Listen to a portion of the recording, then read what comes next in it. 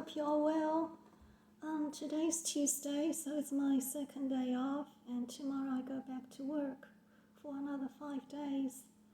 So, yeah, I really enjoyed my day off today. I slept really well last night, so I was well rested. The night before, I only had 2 hours sleep. I don't know why, I just couldn't sleep, so I was tired yesterday, and yesterday I had to go for treatment too. So, yeah, I'm in complete remission, but I still have to take treatment for 2 years, every 3 weeks for, by infusion. So, yeah, and, but I feel okay. So today I had a great movie day. I just chilled and watched movies, and I watched 3 movies. So this first one I watched was Mansfield Park. I watched the 1999 version, and it was really good. I really enjoy Jane Austen's works. So yeah, I always enjoy Jane Austen's work because I'm such an old-fashioned romantic. Okay. After moving in with her aunt, Fanny Price bonds with Edmund, her aunt's son. Later, her uncle tries to promote her match with a neighbor, but Fanny has other plans. Really good movie, because, I love Jane Austen's works. Let's see what the people have to say about it. How refreshing to return to this edition after seeing the 2007 one. The film is excellent and the cast on point, the dialogue stronger. I love the Portsmouth period for Fanny, then her return to a broken Burton family to find her cure place. Well done to the whole production for serving up something worthy of Jane Austen. Of course you can't squeeze all of Mansfield Park's brilliance into a few small hours. Having watched the 2007 adaptation that I found rushed, misleading, and slightly superficial, I am happy to say that I have thoroughly appreciated this wonderful version that really shows how timing and psychological accuracy are essential to the adaptation of a novel.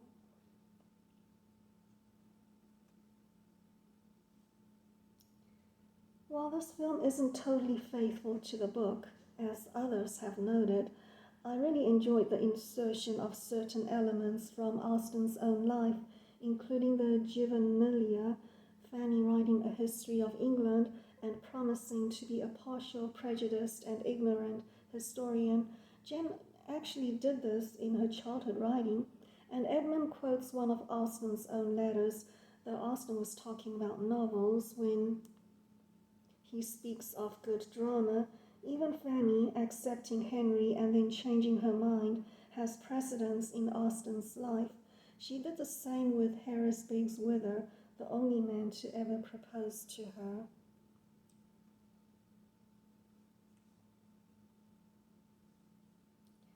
This was a well-made movie. The cinematography, direction, acting, and production were very good. As an adaptation, it left quite a bit to be desired. Fanny's character was very different. I think traditionally feminine characters are not very popular, but I wish they were. Regardless of that, even if it wasn't the most faithful adaptation, I still enjoyed until about halfway through. But there were a few things that almost ruined it near the end. For example, Fanny accepting and rejecting Mr. Crawford. I know they were trying to give the main character some flaws, but Fanny is supposed to be the moral compass of the story. And her finding that journal just for that plot point to be almost completely ignored. What I do think they did very well was setting up Fanny's and Edmund's love story. They had a real connection and a much better build-up. I feel like the romance part from his side is rushed in the novel. Here it felt a bit more real. Yeah, I really enjoy this movie.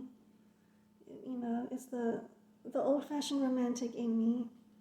Just really appreciate Jane Austen's works, including this movie. And then the next movie I've seen is called Bonneville, with Kathy Bates, Jessica Lange, Joan Allen. Okay.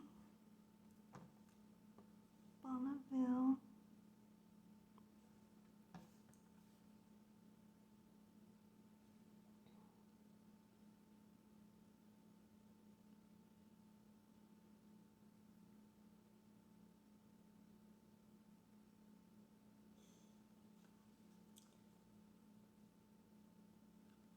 Jessica Lange from Tootsie, Joan Allen from Nixon, and Kathy Bates from Misery hit the road in Bonneville, a story about three friends who, quote, come of age, unquote, for a second time on a trip across the great American West.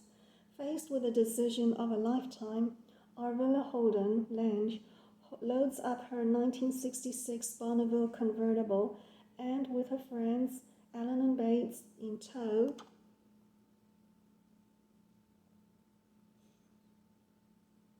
sets out from Pocatello, Idaho, en route to Santa Barbara. As they detour to spots like Bryce Canyon and Las Vegas, it doesn't take long for the women to realize Arvilla has something unexpected in store. But what none of them realize is that what began as a simple trip will end up becoming a chance to rediscover themselves, their friendship, the importance of promises, and of letting go. Also starring Tom Skerritt and Christine Baranski, Bonneville unites three of the most acclaimed actresses of our time in a story that celebrates fun, adventure, and living life to the fullest. It's a pretty good movie. It's alright. This movie is more about a human experience rather than a story, so it's more of a drama, a particular human experience. Some may consider it boring, but I think even, quote, boring movies add value to our lives and enriches our lives because it's just part of the human experience, shows another human experience, and to me, every human experience adds value and enriches our lives. So let's see what the people have to say about it.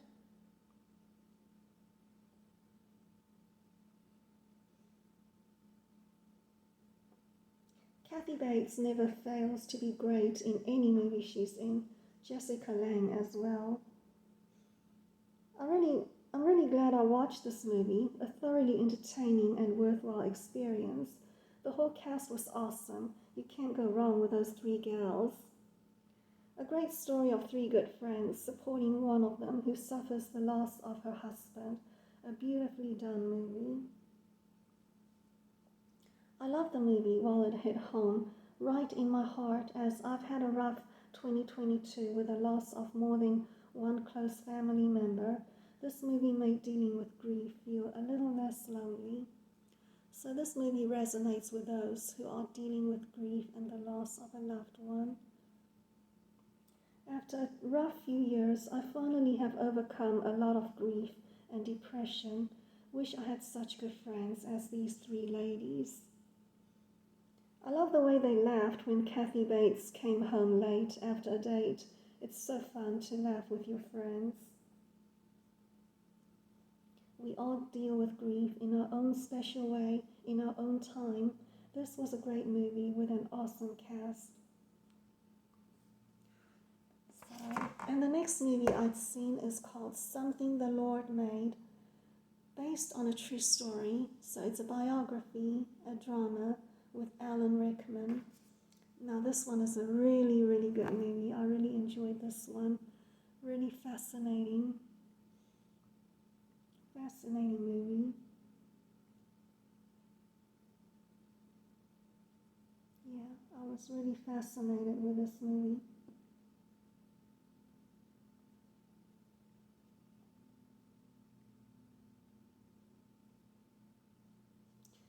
Alfred Blaylock 1899 to 1964, a cardiologist, therefore self-confident to the point of arrogance, leaves Vanderbilt for Johns Hopkins, taking with him his lab technician, Vivian Thomas, 1910 to 1985. Thomas, an African-American without a college degree, is a gifted mechanic and toolmaker with hands splendidly adept at surgery.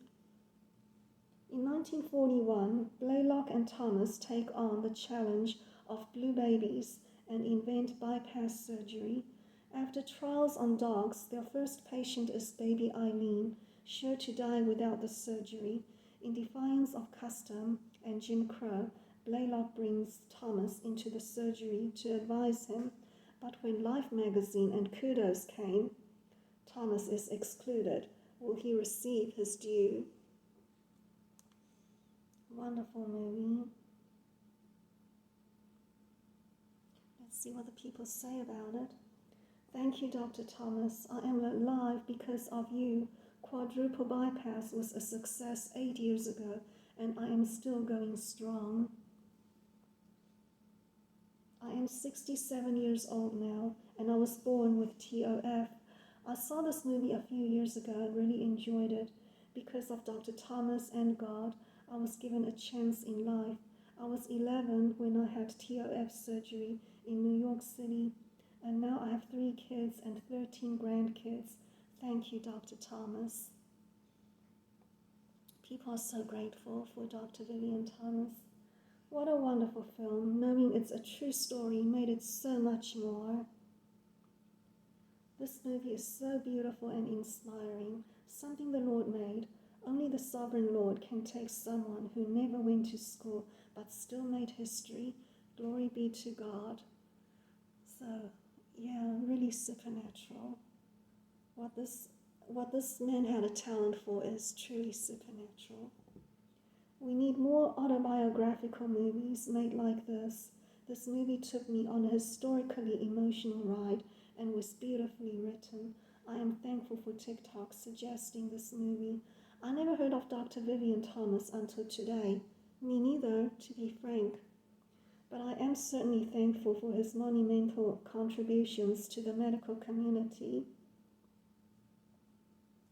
What I love about this story is that neither of them could have accomplished what they did without the other. So true. Moss and Allen should have gotten awards for this. What a beauty of a film to show us the roots of a lot of our history. It took both Blaylock and Thomas to succeed in this groundbreaking surgery that saved the lives of many babies who would otherwise have no chance of survival. Yet Blaylock took all the credits. He could have helped Thomas in so many ways so he could achieve his full potential and have a better life. Yet all he did was helping himself and use Thomas as a cheap labor.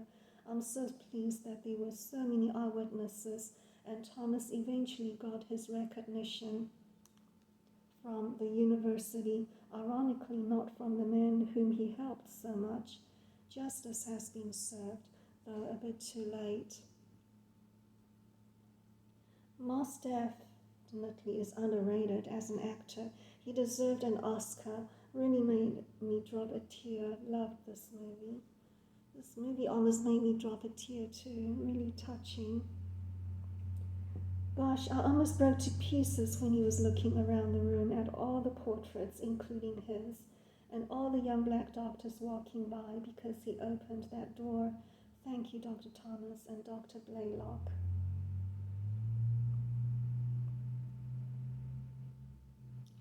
Yeah, just a beautiful, beautiful true story of Dr. Vivian Thomas.